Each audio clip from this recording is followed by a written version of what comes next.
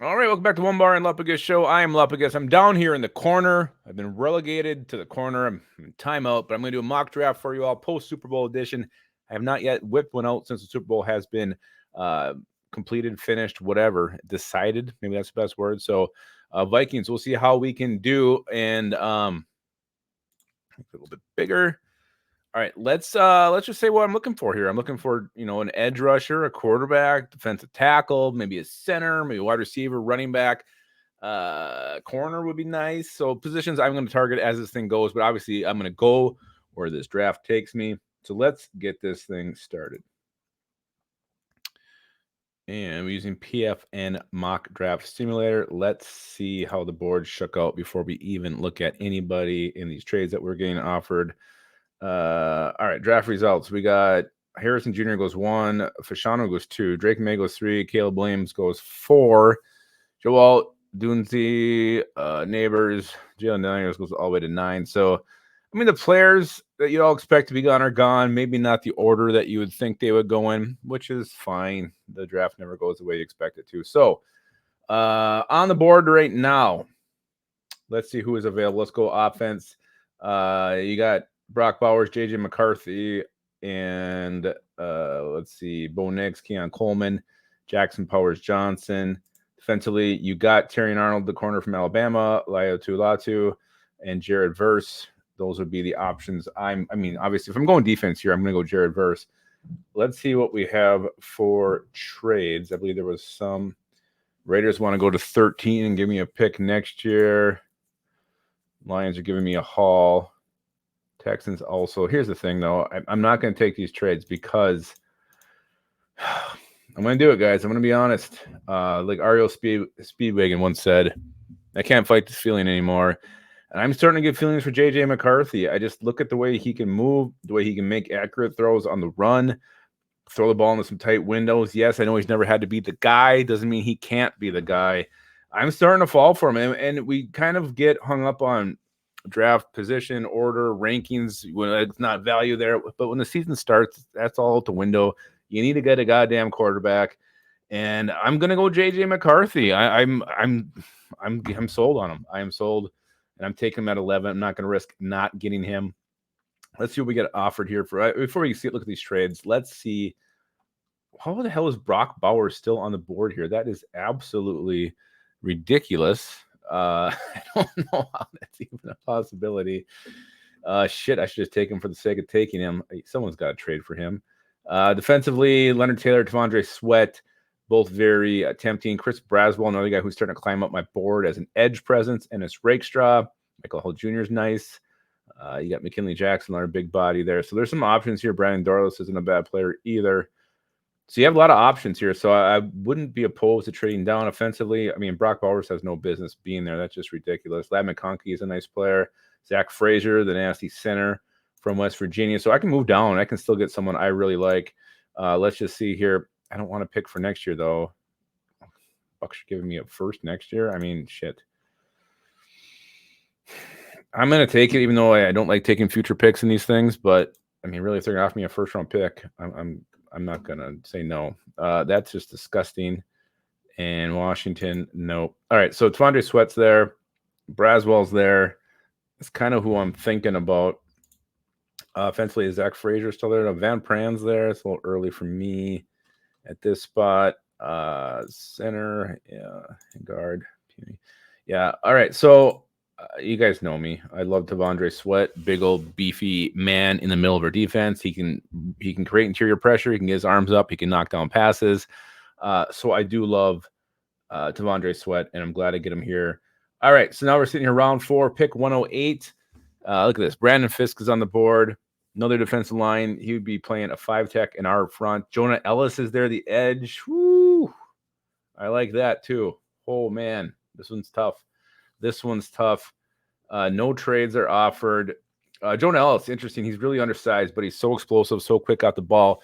He's strictly just a pass rusher. Ain't going to give you much as far as run defensive goes, but I'm just afraid if I don't take an edge here, I'm not going to like anything else I see, even if that means, taking a gamble that Brandon Fisk is going to fall to me on my second, 4th round pick, which I believe I still have. Yeah, I do. I'm going to pull the trigger on Jonah Ellis here, get my edge rusher. I am a big fan of him, so I feel good about that. Let's go up here and see who's available. Junior Colson, he's a mean, nasty linebacker out of Michigan. I just don't think the position is that much of a need. Got some nice receivers here with Ricky Parasol, Brendan Rice. Dylan Lobb as a running back is interesting. I do want to see corners. Charles Smith, Wade, Daquan Hardy. Yeah, I was kind of hoping Kyrie Jackson or Cam Ward would be on the board at corner. They are both gone, so that one sucks. So I might have to go offense here and get my new quarterback a weapon. And why would you not take Jerry Rice's kid, Brendan Rice, coming home to Minnesota, where he belongs, catching balls from my boy, JJ McCarthy. All right, 155. Really could use a corner at this point. Also, let's see if there's any centers that are slipping through. I think I can wait and get a center, a guard. Oh, God, yuck. Luke McCaffrey would have been nice, but I already took that running back. Who we got from running back? Dylan Johnson, Washington. I feel like I always take him, but I'm going to probably take him. So I got me a running back in Dylan Johnson from Washington. I have another round 5 pick from my trades. Let's see who is on the board. We can go safety, Drake Nugent. I feel like that's a little bit early, but he is familiar with my new quarterback. Enos Smith is on the board. Tommy Eichenberg, get a little special team linebacker depth as well. Onebar was talking this guy up.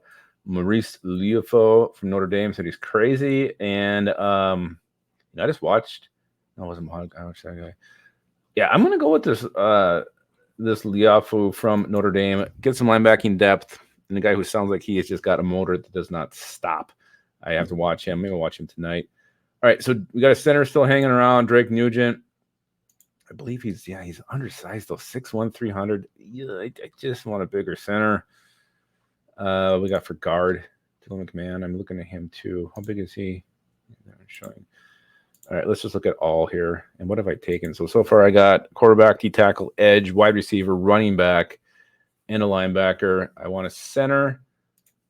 I wouldn't mind looking at another corner or a safety as well.